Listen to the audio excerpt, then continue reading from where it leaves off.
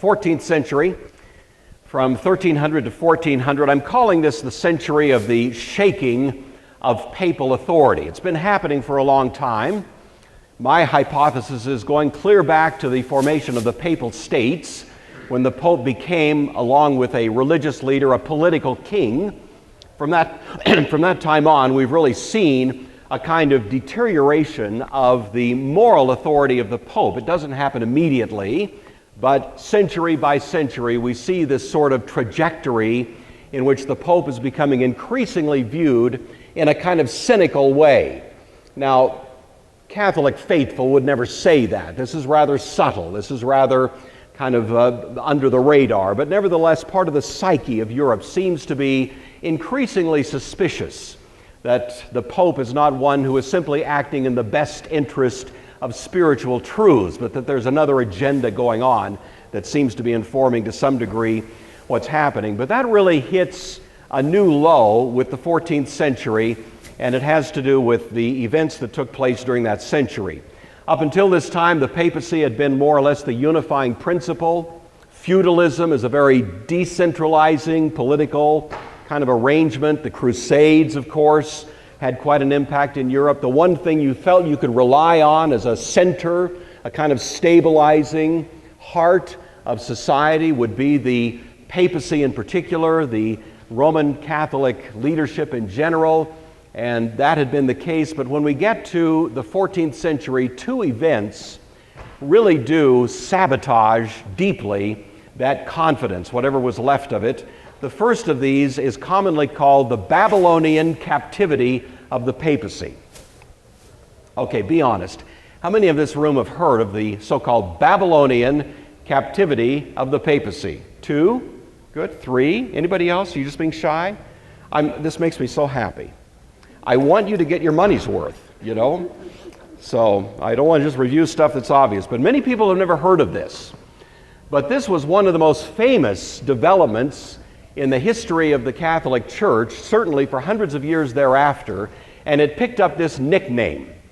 Now, you know the original Babylonian captivity was in the Old Testament, when Nebuchadnezzar and the Babylonians destroyed Jerusalem and hauled off the elite of Israel to Babylon, and they were there technically for 70 years. It wasn't quite 70 years, but from the destruction of Jerusalem in 586 to the re-inauguration of the worship at the temple in 516 was 70 years.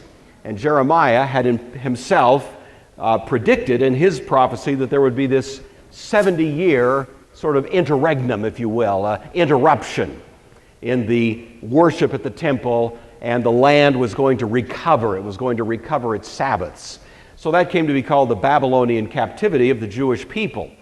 Interestingly, what takes place at this point is we have the Pope outside of Rome under the care of and under the heavy influence of the French king, living in a little region called Avignon, which is just outside France, not technically part of France, but under French influence for about 70 years, you see, about 69 years. The Pope is out of town. And so the view came to be that the Pope was sort of being sucked in by this French influence, and he was losing even more of his independent authority. He was becoming a pawn, as it were, of the French king. And by the enemies and those who were critical of the Pope, that was eventually called the Babylonian captivity of the papacy. So that's where that term came from. We'll say a little more about it in a moment. The second event that takes place in this century is called the Great Papal Schism. This happens right on the heels of this so-called Babylonian captivity. When the Pope comes back to town, there's sort of a great eruption of violence, and the result of all of that is you get multiple popes for a while. There's 2 popes, and sometimes there's 3 popes, all claiming to be the true pope, and all basically excommunicating the other ones. And so the whole thing begins to appear pretty pathetic, you see, from the point of view of the casual observer of life in the church. This doesn't seem like the kind of dignity that should characterize the leadership of the church. And again, it has the effect of distancing Christian faithful from their high confidence in the Pope that had theretofore been the case. So these are the 2 events. The man who is sort of at whose life takes place during the first of these is John Wycliffe. And in some ways we have to understand Wycliffe in light of this backstory. The guy whose life takes place against the second of them, the schism, is John Huss. And again, we have to understand his story a little bit against that. So I want to look this morning at the Babylonian captivity of the papacy. Next week, we want to look at this schism, and at the same time, we'll look at these two characters that I'm mentioning to you. So that's our agenda, and so let's go ahead with that. We have the Babylonian captivity. It begins with a guy whose name is Boniface, literally beautiful face, and you would agree, wouldn't you? Boniface the VIII. 1294 to 1303. So he's the Pope at the beginning of the events that lead up to this Babylonian captivity. What happened was the French king, whose name is Philip IV, who rules until 1314 and is part of what's called the Capetian kings. Hugh Capet, back in the Frankish kingdom in the 10th century, established a dynasty that went on for several hundred years. And the kings that followed were, for the most part, fairly competent political leaders. They weren't necessarily very religious men, but they were pretty good at running France. And this fellow, Philip IV, is one of these Capetian kings. He happens to be at war with Edward I, who is the king in England. Edward I, you may know his story because he's also famous for his conflicts with William Wallace, who was Braveheart up in Scotland. But he was equal opportunity. He fought everybody, you see. And so Edward I is in a squabble with Philip, and the squabble has to do with who is the rightful ruler of various parts of France. This conflict had started clear back with the Norman invasion in 1066 and had continued to be a topic of conflict and violence and sporadic outbreaks of war between these two countries over the centuries since then. So France and England, you know, never were really good buddies at any time in history. And this was really the heart of the matter. So these two kings, not surprisingly, are in conflict. However, as it turns out, Philip is getting the worst of it. And he's needing money in a bad way. And so he decides, where can I find some extra funds? And he notices all of those Catholic churches throughout England are pretty well endowed. They've got huge treasuries. The Catholic faithful have been bringing their tithes and their alms and their offerings and so on, and there's a gradual accumulation of fairly striking wealth in the churches in France. And so Philip, because he's the king, says, hey, you know, I could use that money. Turn it over. Well, Boniface, who is the Pope at the time, didn't like that proposition. And as a result of that, he announced with a kind of breathtaking clarity something that had at least been working implicitly down through several centuries. But he announces that, in a kind of point-blank way, the Pope is the highest authority in the world. So this is a papal bull. It's called the Unum Sanctum. And these are kind of bullets that come out of this. He said, the Pope is the highest authority on earth. He is higher than all parliaments and all kings. That all men and nations had to acknowledge that authority. That it was absolutely necessary to submit to the Pope in order to acquire eternal salvation. And that is, if you rejected that proposition, you were lost. That's pretty sweeping. I don't know about you, but you know, that would get my attention. So here's a guy that's claiming to be essentially king of the earth, Boniface, and he says on the basis of that authority, he is repudiating the command issued by Philip for the churches to relinquish their funds. And that if Philip didn't submit to that, he would be eternally damned. At the moment, Philip was more concerned about winning his battle with Edward than about his eternal soul. And so, in order to deal with this problem, he simply attacks Rome and captures the Pope and throws him into prison.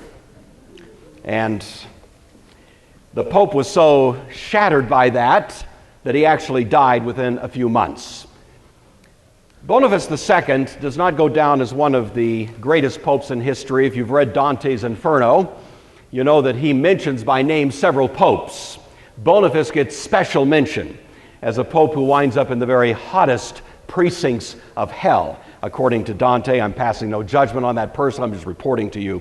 That was kind of the impression that was left. So anyway, that's Boniface, and that does create this very interesting now swirling set of political implications, because you have a king who has just attacked and imprisoned a pope, and really nothing quite like that has ever happened in the history of the church up until this time. The next pope is Benedict the 11th. He rules for only 1 year. He maintains this hostile relationship with Philip, but dies rather suddenly, and the common wisdom is he died because he was poisoned by a French agent. So the intrigue is just wonderful, don't you agree? I mean, church history, who could ever call it dull? This is made for movie stuff, and it brings the next pope, who is Clement V. Now, Clement V made a side deal with Philip that if he were made pope, he would do Philip's bidding. This was not commonly known. The problem you had among the cardinals at the time was there was a substantial number of Italian cardinals and a substantial number of French cardinals. The two groups greatly outnumbered all the rest of the cardinals, who were much less of a minority. And so it really took some kind of agreement between these two to get a pope, you see. Up until this time, it had commonly been viewed that the pope should be Italian, and most of the popes had been Italian. But now Philip wants a pope who is really more inclined to favor the French. But he knows he cannot get the Italian cardinals to vote for a French pope, and so he makes a deal with Clement, who is neither Italian nor French, and appears to be neutral. But it's a closeted deal, a secret deal, smoke-filled room, in which Clement agrees, if I become the Pope, I'll support you, Philip. The Italians don't know any better. The French may be in on it or not, we don't know, but in any event, they vote for the guy. Clement V becomes the next Pope. Clement V is beholden, therefore, to Philip. Philip is finally getting what he wants from the papacy. So he's elected on condition of serving Philip. And there are several things that happen under the reign of these two guys. The first, probably famous one, is they raided the Knights Templar. So on Friday the 13th, 1307, with the Pope's agreement and support, Philip ordered that the Knights Templar essentially be shut down. Many of them were killed, a few escaped, but the reason he did that was for money. The Knights Templar were reputed to have accumulated a great deal of wealth from their transactions back and forth during the Crusades and various things they had found, among them the alleged Holy Grail, but we won't talk about that anymore. And all of this was supposed to be part of their cash, and now Philip is able to invade and get the funds that are available there. And of course, since that time, Friday the 13th has been an unlucky day. That's where that little lore got started. 2 years later, Clement moves from Rome to Avignon. And this is the beginning then in 1309 of this Babylonian captivity. And so just to make it clear that this Clement is not going to be adversarial to Philip, but in fact is going to be in many ways, I don't mean this too disparagingly, but historians have used this term, the lapdog of Philip. He moves into Avignon into great splendor, into a wonderful and wealthy and opulent kind of lifestyle there, supported by the French king, but doing the French king's bidding. And that takes place in 1309. As it turns out, as the Pope is leaving town, war breaks out in Italy between the armies of the Pope has his own armies, and the armies of Venice, which at that point has an imperial presence throughout the world. And so Italy is more or less left aflame in a kind of a warring state as the Pope leaves and winds up in Avignon, and that battle continues in Italy for some time. But just to kind of illustrate how political things have become for the Pope. All right, Clement dies in 1314. That brings John the 22nd, the next of these. He's the second Avignon Pope. He, interestingly, really digs the wealth of living in Avignon. And these guys were living in unspeakable luxury. I think I'm safe in saying that. And by the way, if I sound like I'm being harsh on the popes, I am. But a lot of the material I'm getting from Roman Catholic historians. I just want to make that clear. Any fair-minded Roman Catholic historian will agree this was a very, very low point for the papacy. And you don't find many rising up in the defense of what was going on. So I think I'm giving you a fairly even-handed treatment of this, even though it sounds pretty hostile. I am a Protestant after all, so I guess I'll let you know that much. But this really is pretty much an accepted view of it. This character, John the 22nd, was controversial for many things, but probably the thing that made him most famous was he thought that the great wealth of the church, especially the wealth as he was experiencing, it was a proof of God's blessing on the church. It was kind of a prosperity gospel sort of implication. I know I'm in God's favor because God has blessed us with all this wealth. You see, that was kind of the idea, the premise for it. That made it a little bit embarrassing that there were these characters out there, this new order of monks we talked about a couple of weeks ago, known as the Franciscans, who celebrated poverty and simplicity, and seemed to be a little bit of a thorn in the conscience of the Catholic psyche, and especially of the Pope. Well, this Pope just met fire with fire. He basically condemned the Franciscans. Now, not quite. I don't want to overstate that.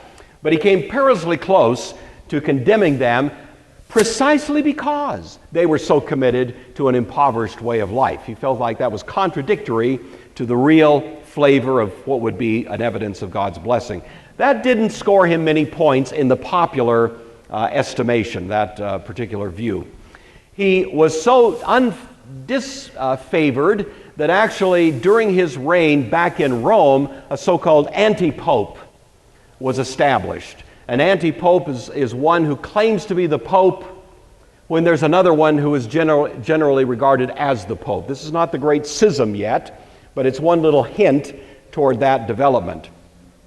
But he lived in extraordinary wealth. This would be wealth on the order of Louis XIV and Versailles. I mean, just over the top, sumptuous banquets, eating constantly, all kinds of parties, all kinds of entertainments, just over the top consumption, I think you would say, if you could visit. And John the 22nd really liked that approach to life.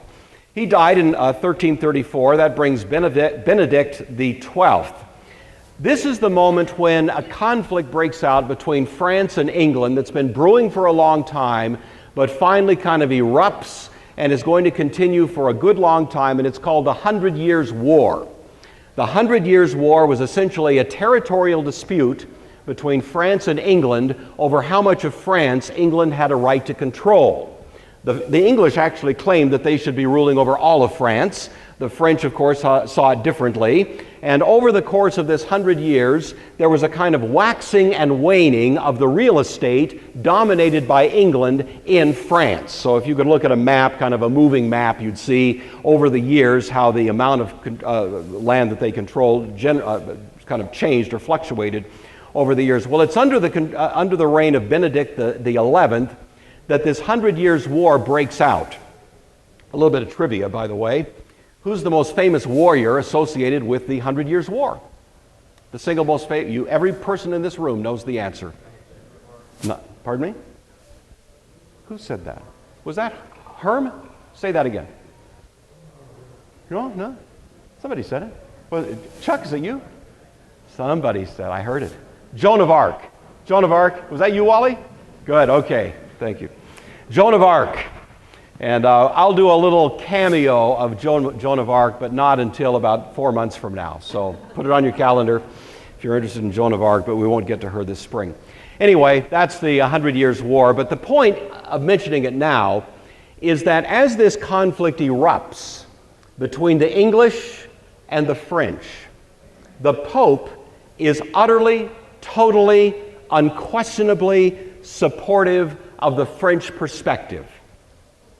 This is a fully partisan and political kind of agenda now that is being implemented by the Pope. The French are utterly virtuous in this conflict. The English are utterly outside the bounds of their proper authority. That didn't set very well with the English, you see, who felt that they had a legitimate claim here and that was the reason. And this is the beginning of something that's rather subtle. I don't want to overstate it, but there is, along this time frame, the beginning of what amounts to a gradual distancing between the English and the Pope. Not that there weren't faithful Roman Catholic all through the years, and of course England remained officially Catholic until Henry VIII, but there was still a kind of jaded sort of suspicion about the Pope. And that's why when Henry VIII announced that the next Pope was actually himself, the true head of the Church in England, the English people were actually, for the most part, okay with that. They didn't like the Pope that much anyway, you see, and they hadn't liked him much for hundreds of years, really dating back to this time frame. So it begins to establish a kind of a rift in the confidence of the English, especially with respect to the Pope. And that begins at this point because the Pope was so partisan in supporting the French against the English during these days. So anyway, we have next Clement VI. He reigns during the Black Death. The worst, of course, the plague came and went many times over the years, but the worst outbreak of this was between the years 1348 and 1350. We mentioned a couple of weeks ago that the reason, at least probably, for the Black Death was because these so-called free towns had been created at the latter part of the Crusades. And people who could get into these towns were protected by the charters that had been established between the town and the local princes. And so it was kind of a place to escape from the tyranny of feudalism. And many people flooded into these towns over the years and would find some kind of employments there in trade and other sorts of activities. And so the free towns had really been burgeoning now for some time. But unfortunately, their sanitary technology was pretty, backwards. And it gave rise to an awful lot of disease processes, and it all sort of erupted with the bubonic plague in 1348, and it wiped out just huge numbers. Something like a third of European population was wiped out. This raised huge questions about the Pope, because the question was, is this God's judgment? Have things gotten so bad that God is now pouring out his wrath on us? Many people were coming to that conviction. And so the Pope, of course, in order to save face, had to do something. And this particular Pope, Clement VI, announced that every person who died in the plague had complete plenary forgiveness of sins and went straight to heaven. You see. And people were relieved to hear that, of course. But again, you can tell that probably in the back of their minds, they're still wondering, is that something the Pope can actually do? And so you can kind of see that sort of thing happening. All right, a couple of other popes we won't talk about. They just kind of fill in the blanks here. Innocent VI, Urban VI, but the one I do want to zero in on, the last of these so-called Avignon popes, is Gregory XI. Gregory XI, this is the only image it looks like a crook to me, like organized crime there. That is the only image I could come up with. I would have found something more complimentary, but that was all that was out there, so that's it. He's the last of the Avignon popes. He's famous for a couple of reasons, one of which is that he launches a ferocious persecution of the Lollards. The Lollards I mentioned earlier are those people who had been trained by John Wyclif. They were the psalm singers. They had gone out through England and eventually through various parts of the Holy Roman Empire, Germany, and they were viewed as an increasing threat because, of course, they represented what seemed to be a simple New Testament message as against this convoluted, highly politicized, kind of corrupted leadership of the church, and many people were responding favorably. And this Pope was worried about that. He saw the threat. And so he actually condemned the Lollards, and at this time he was authorized some horrific persecutions, including burning at the stake and various kinds of torture and so on that took place with respect to the Lollards. The other thing he did, and we'll come back in a moment to look at this more closely, but he condemned Wycliffe's most famous single document, which was entitled On Civil Dominion. Wycliffe published this, and it was condemned by the Pope in 1377, And for those two reasons in particular, we are interested in Gregory XI. He did, however, return the papacy back to Rome in 1378. And so this is the official end of the Babylonian captivity. It lasts just 69 years, almost 70 years, and then he's back in Rome. But he dies the same year in 1378. What happens immediately after is what I call the Great Papal Schism, because the Italian people were so upset, so outraged, that this series of popes had ruled in Avignon rather than in Rome where they belonged, that when the papal or the cardinal conclave gathered to elect a new pope on the death of Gregory, a mob broke in to the meeting room where the cardinals were meeting and considering the election of the next pope, and they basically threatened outright violence against these cardinals if they didn't elect an Italian pope, at which time the cardinals promptly elected an Italian pope. And then the French cardinals, in fear for their life, fled back to France and promptly elected a French pope, claiming that the Italian pope was illegitimate. And that issues forth the Great Papal Schism that lasts for about 40 years. I'm not going to pursue that story because that'll be our subject next week, but I just want you to know that's what happened. So in 1378, note that date, we'll be seeing it again in a moment, this Great Papal Schism erupts, and it takes place on the death of Gregory. All right. Against the backdrop of all of this, enter John Wycliffe. John Wycliffe was born in 1330 in England. We know very little really about his early life. We know he was born into a family of some means, but not overly rich. He was a brilliant child. He was given a very good education, and so we know all of that about him, but beyond that, we don't have a lot of the detail. He did, however, at about 30 years of age, become a professor at Oxford, which was quite a remarkable achievement.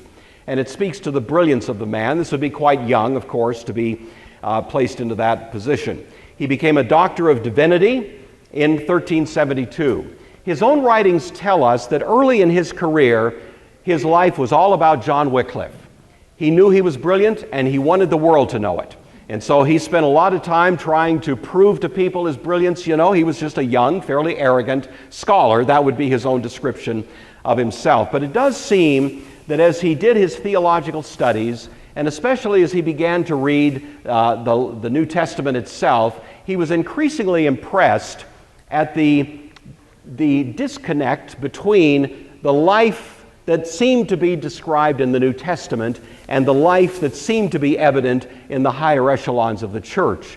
And over time, Wycliffe, at some point or other, and we're not clear which, really does seem to embrace an understanding of the Christian gospel that would be very like what eventually came out of the Reformation. Justification by faith alone, kind of a Lutheran view of things before Luther, you see.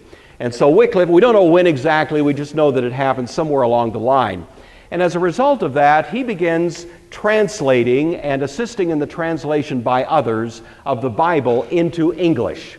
He's firmly convinced that people need to read the Bible in their native tongue, that we shouldn't be simply trusting the authority of those who claim to know without doing the homework ourselves. And so he wants to make the Bible available in the common language.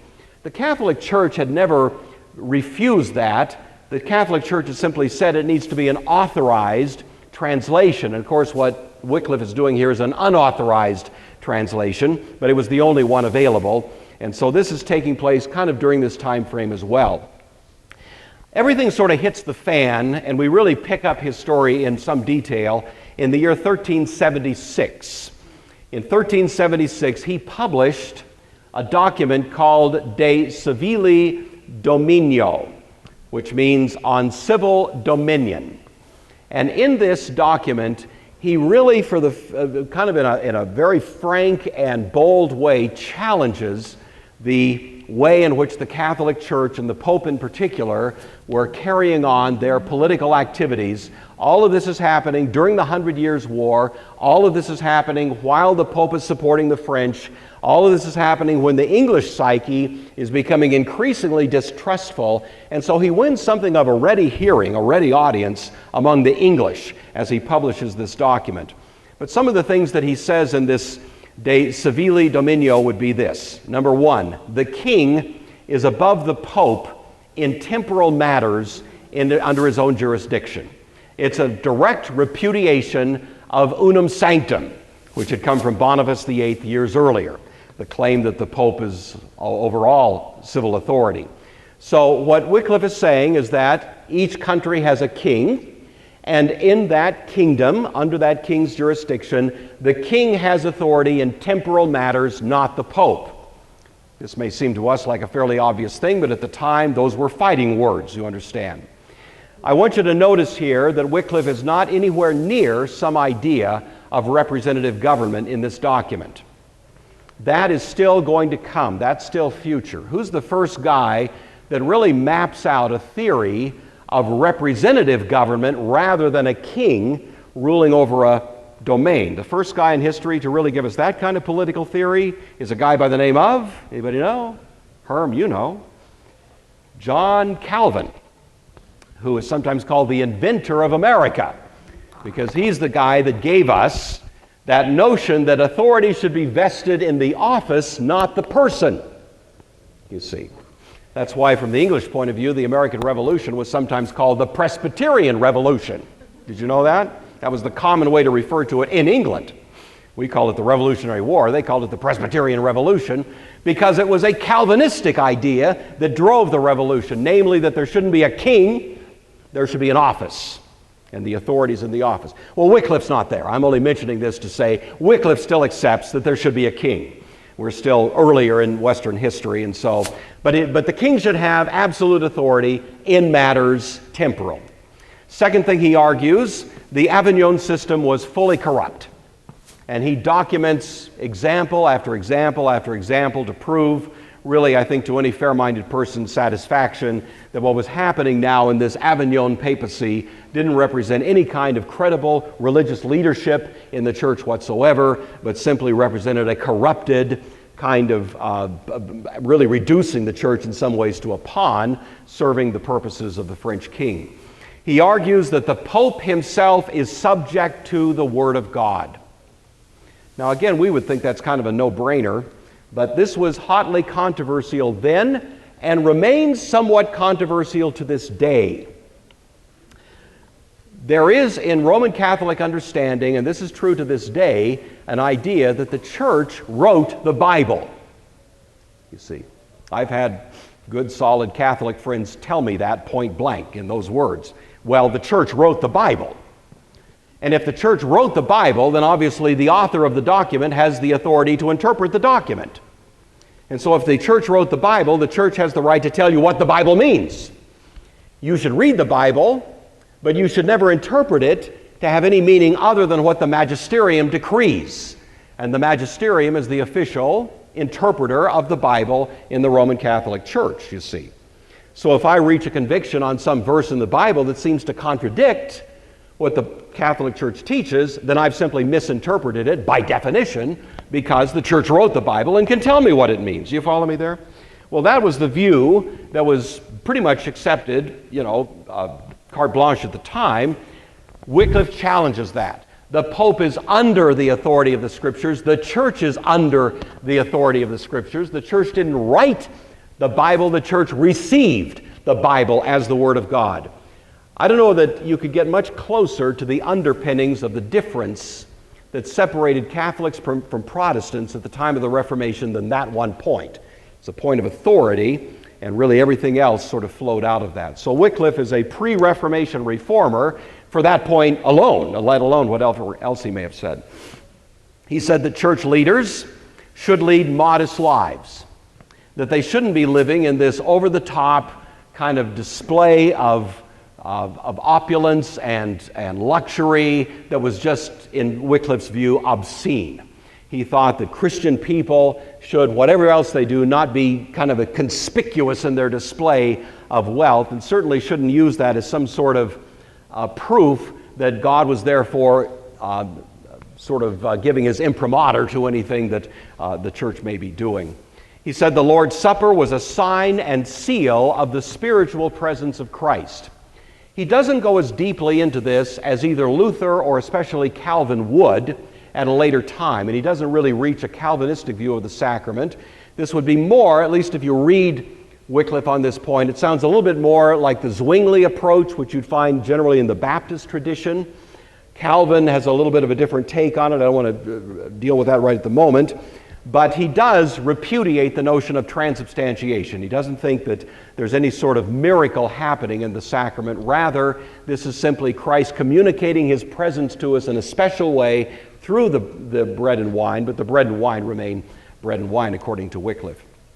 He said that the Scriptures should be the supreme guide of the church, and the Scriptures were for everyone, not for the scholars, not for the elite, not for the select few with special training, but that every human person should not only read the Scriptures, but if they're not able to, be trained, given literate abilities so that they can. That every Christian has the right and the responsibility to read and interpret the Scriptures correctly for him or herself, not distort them, not misread them or some such thing, but nevertheless that that's something every Christian should be about.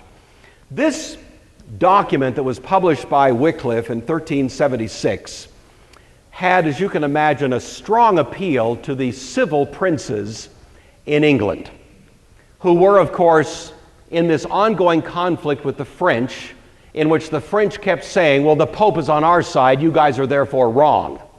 And this document, very well written, very scholarly in its research and reasoning, gave them a position to work from that had some credibility and say, no, we're not so sure about that.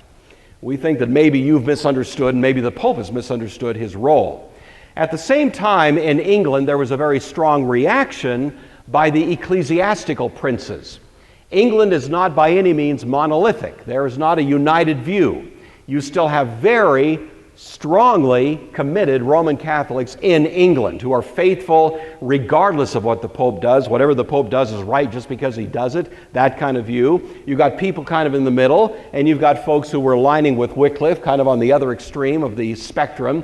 And the whole land is sort of up for grabs in some ways in a kind of tumultuous disunity over this point. And so this is the circumstance in which this document is received. But he does get a lot of support, at least from some quarters. Well, as I mentioned earlier, the next year, 1377, Gregory the 11th issues a papal bull in which he condemns Wycliffe's writings. I'm just going to give you the most salient portion of it, which reads as follows, quote, John Wycliffe is vomiting out of the filthy dungeon of his heart the most wicked and damnable heresies. He hopes to deceive the faithful and lead them to the edge of destruction. He wants to overthrow the church and bring ruin on the land. Arrest Wycliffe immediately and hold him until a church court can be convened to pass final sentence. So that's the Pope's order, and at this point, even though there's questions about the Pope's authority, essentially that direct order is embraced, and so Wycliffe is brought to trial in 1378. It's a trial that took place, a church trial is in a sense at Lambeth, which is in England, and things were not going overly well for Wycliffe. He was defending himself admirably, but it was in that year, 1378, the year that I told you to remember a few minutes ago, that you recall Gregory XI died. And the church was thrown into chaos because all of a sudden you got two different popes, both claiming to be the Pope. And all of a sudden the Catholic faithful are thrown into chaos themselves. They don't know who's the Pope. And you've got this conflict and this papal schism, and essentially it causes the trial of John Wycliffe to grind to a halt. And he walks out the door uncondemned, not acquitted either. Just the whole thing sort of collapses because the church authority itself has been thrown into question. And it gives Wycliffe another several years now in a more consolidated way to continue his labors to train young men, and these lollards are in increasing numbers going out through England, through Germany, through other parts of Europe, representing these views that had been worked out by Wycliffe in the writings that he had prepared at that point. Well, finally, there is a kind of settling down, the dust settles as it were, and in 1382, the church once again reconvenes now, some years later, to once again take up the cause or the question of John Wycliffe. And so once again, there's a council that's held, a trial of John Wycliffe on charges of heresy, the effect of which could be that he would be burned at the stake. But right in the middle of the trial, there's a great earthquake. And everybody's terrified and they go running out of the place. And there's two views as to the meaning of that earthquake. One, this is God's judgment because he's upset because we're trying to condemn John Wycliffe. This is to vindicate John Wycliffe. That was one view. The other view, God is upset because we haven't yet condemned John Wycliffe. We need to get to it. So, division of the house. But in any event, the earthquake does prevent this process from continuing. As it turns out, Wycliffe himself died 2 years later of a stroke. He was not an old, elderly man necessarily, but he'd never been in very good health. He was kind of slight of build and never had very strong constitution. He had a stroke and died in 1384. But even during those last 2 years, he continued his labors with a fair degree of earnest effect. So that's the story of John Wycliffe. It's only half told because one of the most important followers of John Wycliffe, a man who was deeply affected and shaped by the influence of Wycliffe, was our friend John Huss. And so I want to pick up the story really right there and tell chapter 2 of this next week. But with that little thought in mind, I'd like to once again return you to this psalm and think about what the psalmist says here with John Wycliffe in the back of our minds. Wycliffe, I think, would have agreed with every line of this and wept probably with every line of it. Oh, how I love your law. He devoted his life to the love of the Word of God and of the law of God. And he was certainly willing to put his life on the line repeatedly for the sake of that precious document. I know you've been reminded of this many times, but we need to hear it again and again, that this book that we take for granted, that is so freely available to us, came at the cost of the blood of a whole lot of people, didn't it? And the fact that we can enjoy it and read it and so on is a great blessing. And the love that Wycliffe had, I hope, to some degree fills each of our hearts. Oh, how I love your law. It is my meditation all day long. It was meditating on the law of God that really reshaped Wycliffe's understanding of himself from being Wycliffe-centric to being Christ-centric. We all need that. We all need that medicine that comes by the Scriptures. Your commandment makes me wiser than my enemies, for it is always with me. Wycliffe had enemies, and he firmly believed he was wiser than they were. And he believed he was wiser than they were, these enemies who wanted to kill him, stop him, silence him, burn him. These enemies, he believed he had greater wisdom than they because he was being informed by the truth of the Scriptures. I have more understanding than all my teachers. That's the favorite verse of my students at school. They like to quote it to me, For your decrees are my meditation, but there is truth to it. As we meditate on the Scriptures, it gives us the apparatus to think about life as it really is, and even to critique our teachers. I hope you critique me. I hope all the time you are critiquing me. Lovingly, I hope, but nevertheless, all of us need to be sitting at the feet of the Scriptures, and that's where our wisdom truly originates. I understand more than the aged, for I keep your precepts. Notice the psalmist ties understanding to keeping. There is one of these fundamental principles in the Christian life that if I know by God's Word I'm to do something and I don't do it, my understanding becomes clouded. Obedience to what I know God is calling me to do is the key to further understanding. Disobedience will cloud my mind in darkness, and I'll begin to come up with all kinds of ridiculous excuses and misapplications of the Scripture, leading me off into strange and inappropriate directions. It's obedience to what I understand that leads me to greater understanding. I will keep my feet from every evil way in order to keep your word. Do not turn away from your ordinances, for you have taught me. Verse 103, how sweet are your words to my taste, sweeter than honey to my mouth. We will eventually talk about Jonathan Edwards, who comes, of course, some hundreds of years later, great American Puritan preacher, as you know. Many people think of Jonathan Edwards as a hellfire, brimstone preacher because the only exposure they've ever had to him is the sermon, Sinners in the Hands of an Angry God, preached during the Great Awakening at Enfield. And unfortunately, while that's a wonderful sermon and certainly worth our study, it does give a rather misguided understanding of the broad sense of Edwards. If people have done this, by the way, gone through and just done a statistical study of the adjectives that were used by Jonathan Edwards to describe God. And by far, the adjective that Edwards used more than any other word to describe God was the adjective sweet. And all through his writings, we find this evidence of his own experience of the sweetness of being in fellowship with God. And so while he could certainly speak powerfully on the wrath of God and the terrifying circumstances of those who are living in disobedience to God, at the same time his appeal was also to taste and see that the Lord is good. And the psalmist has something of that here. Through your precepts I get understanding, I hate every false way. John Wycliffe and many others down through history, I think, would be great examples of what we find in that text. And I hope that's been encouraging to you, and I'm done.